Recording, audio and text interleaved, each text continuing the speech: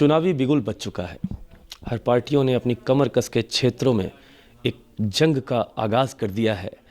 उसी के संदर्भ में आज मैं आया हूं राष्ट्रीय जनवादी पार्टी सोशलिस्ट के राष्ट्रीय अध्यक्ष डॉक्टर संजय सिंह जी से बात करने के लिए। सर, आपको सबसे पहले तो मेरा नमस्कार है।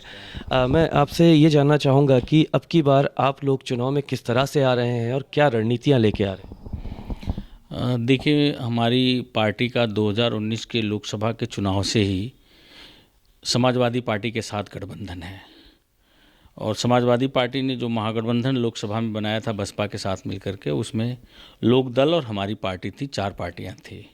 और तब से लगातार हम अखिलेश जी के साथ ज्वाइंट कार्यक्रम और ज्वाइंट तैयारी हमारी पार्टी मिल करके कर रही है और 2022 के विधानसभा का चुनाव भी हम अखिलेश जी के साथ ही मिल करके लड़ेंगे। और उत्तर प्रदेश की जो हालात हैं और देश की जो हालात हैं, आज पूरा भारत पूंजीवाद के आगोश में समाहित होने की स्थिति में चला गया है। भारत के एक एक संसाधन, एक एक फैक्ट्रियां, एक एक इंफ्रास्ट्रक्चर, एक एक सार्वजनिक संपत्तियां पूंजीपतियों के हाथ औने पौने दाम बेची जा रही हैं। आने वाले समय में बैकवर्डों और दलितों के रोज़गार, नौकरी, तमाम सारी चीज़ों पर बीजेपी द्वारा प्रहार किया गया है। तो इन सब चीज़ों को लेकर के उत्तर प्रदेश में पूरा बैकवर्ड दलित अखिलेश यादव जी के नेतृत्व में लामबंद हो चुका है। और जो भी प्रगतिशील सोच के लोग हैं, जो चाहते हैं कि समाजवादी भारत बने, जो चाहते हैं कि असमानता कम हो, जो चाहते हैं कि बेरोज़गारों को रोज़गार मिले, जो चाहते हैं कि महंगाई कम हो, जो चाहते हैं कि महिलाएं सुरक्षित रहे, जो चाहते हैं कि किसान खुशहाल हो, वे सब लोग समाजवादी पार्टी और अखिलेश यादव जी में भरोसा कर रहे हैं और उनके नेतृत्व में उत्तर प्रदेश की सरकार बनाएंगे। आपने अखिलेश यादव जी की भरोसे की बात करी, एक विशेष बात आपसे पूछना चाहूँगा। आपसे क्या लगता है, आपको अखिलेश जी की पार्टी में कुछ समय से पारिवारिक अंतर्कलह चली आ रही है, क्या अब की बार भी वो प्रगतिशील समाज का साथ लेंगे? देखिए, अखिलेश यादव जी के परिवार में जो भी अंतर्कलह थे वो सब खत्म हो चुके हैं।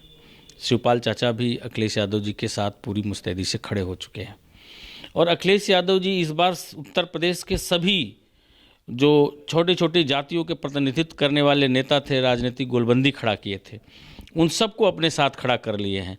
और जो प्रगतिशील सोच के लोग हैं, उच्च वर्गीय तबके के लोग, आप देख रहे हैं कि लगातार उनका समाजवादी पार्टी को समर्थन और साथ सहयोग मिलता चला जा रहा है। तो निश्चित तौर पर एक प्रचंड बहुमत की सरकार समाजवादी पार्टी और उसके गठबंधन दलों की बनने जा रही है। आपके नज़र में किन मुख्य मुद्दों पे ये चुनाव लड़ा जाना उचित है? देखिए, पहला मुद्दा तो किसानों की खुशहाली, जनता को महंगाई से निजात दिलाना। अखिलेश यादव जी ने पहला घोषणा किया कि हमारी सरकार बनेगी, हम 300 यूनिट बिजली फ्री देंगे। हम सिंचाई के लिए जो बिजली दी जाती है किसानों को, वो बिजली भी फ्री करेंगे ताकि किसान पर कम से कम बोझ पड़े। 300 यूनिट के बाद वो बिजली फ्री की जाएगी? जी, वो भी फ्री रहेगी। पहली कैबिनेट में हम 10 लाख नौजवानों को रोजगार देंगे। बीजेपी आई थी रोजगार के नाम पर, बीजेपी आई थी महंगाई कम करने के नाम पर, बीजेपी आई थी कि हम गरीबी दूर करेंगे, लेकिन गरीबी रेखा से नीचे जीवन यापन करने वाले लोगों का अनुपात सबसे ज़्यादा इस सरकार में बढ़ा। बीजेपी आई थी कि महिला सशक्तिकरण के नाम पर, लेकिन उत्तर प्रदेश महिलाओं के बलात्कार और दुष्कर्म के मामले में सबसे ज़्यादा संख्या वाला प्रदेश है। बीजेपी आई थी सही शासन व्यवस्था देने के लिए, लेकिन आज योगी जी का नेचर और व्यक्तित्व ये साबित कर दिया कि वो एक समाज और एक जात के साथ खड़े हैं और बाकी जमात के साथ पक्षपात कर रहे हैं। वे बुलडोजर चलाने की बात करते हैं। बुलडोजर किन के ऊपर चल रहा है? हम स्वागत करते हैं कि उनका बुलडोजर अतीक के ऊपर, अतीक के घर पे चल रहा है, मुख्तार के घर पे चल रहा है। तमाम सारे मजहबी और जाति अपराधियों को का रंग देकर के उनके घरों पे बुलडोजर जा रहा है। लेकिन अगर योगी जी निष्पक्ष हैं तो धनंजय सिंह के घर पर बुलडोजर कब चलाएंगे? ब्रजेश सिंह के घर पे बुलडोजर कब चलाएंगे? ऐसे तमाम सारे क्रिमिनल और गैंगस्टर हैं, उनके ऊपर कब बुलडोजर चलेगा, ये प्रश्न चिन्ह योगी जी के व्यक्तित्व पर उठना लाजिम है। तो ऐसे में अगर ये स्वच्छ प्रशासन की भी बात करते हैं तो ये सरकार पूरी तरह से फेल हुई है। कस्टोडियल डेथ के मामले में उत्तर प्रदेश नंबर 1 पर है। कई मामलों में अभी सरकार तो कई सारे शिलान्यास और लोकार्पण कर रही है। उसमें जैसा कि समाजवादी पार्टी की तरफ से आता है कि ये मेरे द्वारा किए गए कार्य हैं, उसमें कौन से ऐसे मुख्य कार्य हैं जिसका लोकार्पण और शिलान्यास योगी जी ने किया, लेकिन अखिलेश जी कहते हैं कि वो उनका है? देखिए, आप एक काम योगी आदित्यनाथ जी का ऐसा बता दीजिए जिसका वो शिलान्यास वो खुद किए हों और उद्घाटन वो खुद किए हों, क्योंकि योगी जी की सोच क्रिएटिव नहीं है, पॉजिटिव नहीं है, समाज को देने वाली नहीं है। अखिलेश जी की सोच क्रिएटिव है, समाज को देने वाली है, सकारात्मक सोच के व्यक्ति हैं। इसलिए उन्होंने 5 सालों में इतना कुछ किया और इतने कामों की आधारशिला रखी, इतने कामों को उन्होंने आगे बढ़ाया कि उन्हीं कामों को आगे बढ़ा करके बीजेपी कह रही कि ये हमारे काम है। तो और ये चीज़ भी जनता देख चुकी है। जैसे एक्सप्रेसवे, बीजेपी बार बार कह रही है कि एक्सप्रेसवे हमने बनवाया, लेकिन एक्सप्रेसवे सोच किसकी थी, शुरुआत किसने किया था, ये भी उत्तर प्रदेश की जनता जानती है। तो निश्चित तौर पर जो योगी जी का विकास है वो लंगड़ा विकास है, और इस लंगड़े विकास पर कोई जनता भरोसा करने वाली। तत्कालिक जो परिस्थितियां हैं समाजवादी पार्टी के क्षेत्र में बहुत ही मजबूत बनी हुई हैं, आपके अनुसार ये चीज़ें चल रही हैं? सपा के पक्ष में इतना प्रबल स्थिति है क्योंकि जनता को बीजेपी ने बहुत निराश किया है, और बीजेपी से जनता को इतनी ज़्यादा अपेक्षाएं थी, इसलिए बीजेपी को प्रचंड बहुमत जनता ने दिया था। लेकिन बीजेपी ने जनता के अपेक्षाओं पर पूरी तरह से धोखा दिया है, इसलिए जनता अब पूरी मुस्तैदी से प्रतिशोध में अखिलेश यादव जी के साथ खड़ी है।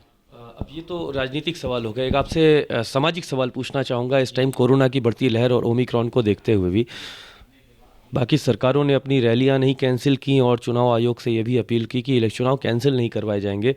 क्या आपको लगता है दूसरी लहर जैसे भयावह थी, तीसरी लहर की भी स्थिति इन रैलियों की वजह से हो सकती है? और कांग्रेस ने अपनी 2 रैलियों को रद्द कर दिया, उसको किस नज़रिए से देखना चाहेंगे आप? देखिए, ये दुर्भाग्य कहिए कि जो स्टैंड सरकार को लेना चाहिए वो स्टैंड विपक्षी दल ले रहे हैं।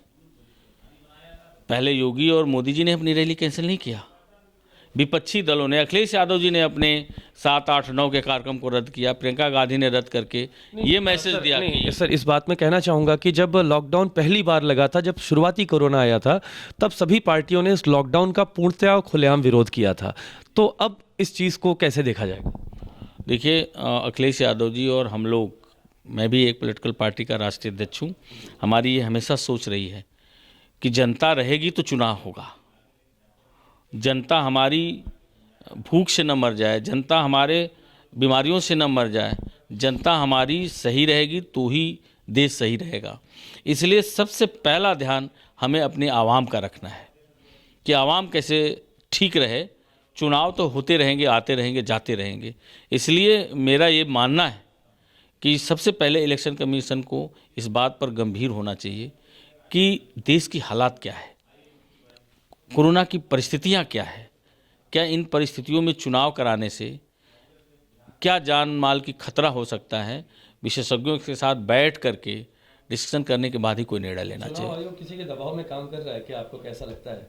देखिए, जब से बीजेपी की सरकार आई है तब से देश की जनवादी संस्थाओं से लोगों का भरोसा और विश्वास कमज़ोर हुआ है, क्योंकि ये बीजेपी के कृत्य से लोगों को दिखा।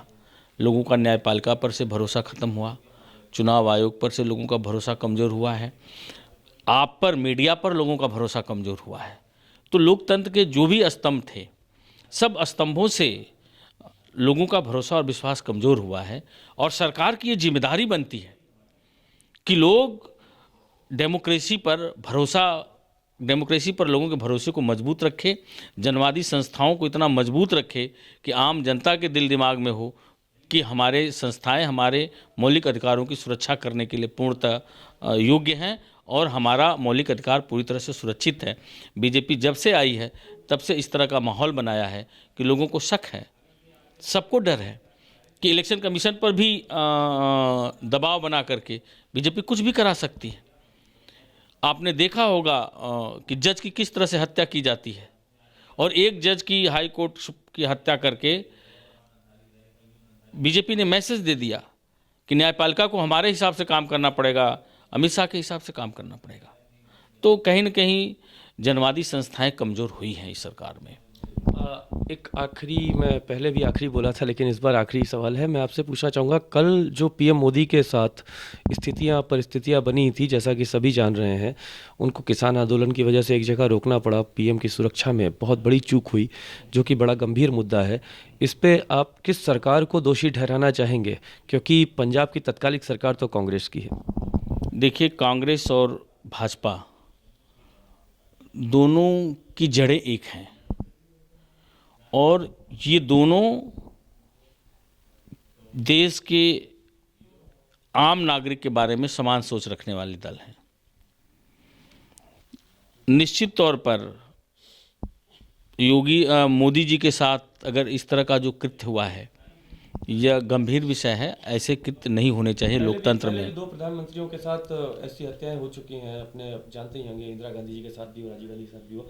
तो ऐसी परिस्थितियां क्या तीसरी बार बनने की संभावना है? क्योंकि मोदी जी ने अपने नहीं, देखिए, इतना मामला गंभीर नहीं था जितना गंभीर बनाया जा रहा है भाजपा द्वारा। नहीं सर, देखिए, एक्चुअली मैं इसको इस तरीके से लेना चाहूँगा कि जिस जगह पुल पे मोदी जी खड़े हुए थे, वहाँ पे कुछ दूरी से ही लोग मोबाइल से उसकी वीडियो बना ले रहे थे। तो उस उतनी दूरी से लोग शूट भी कर सकते हैं, क्योंकि 10 किलोमीटर दूर पे पाकिस्तान का बॉर्डर है। सुरक्षा में कहीं ना कहीं बहुत बड़ी चूक थी है।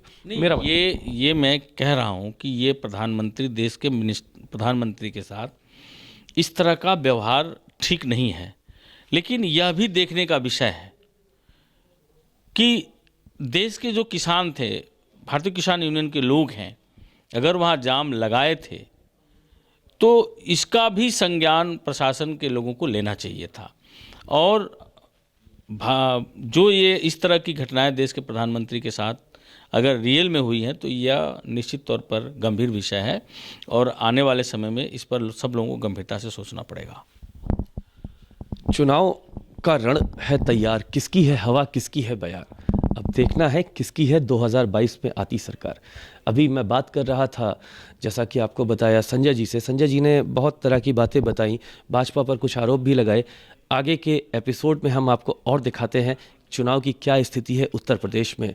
अवनीश मिश्रा, लखनऊ से, लाइव इंडिया न्यूज़।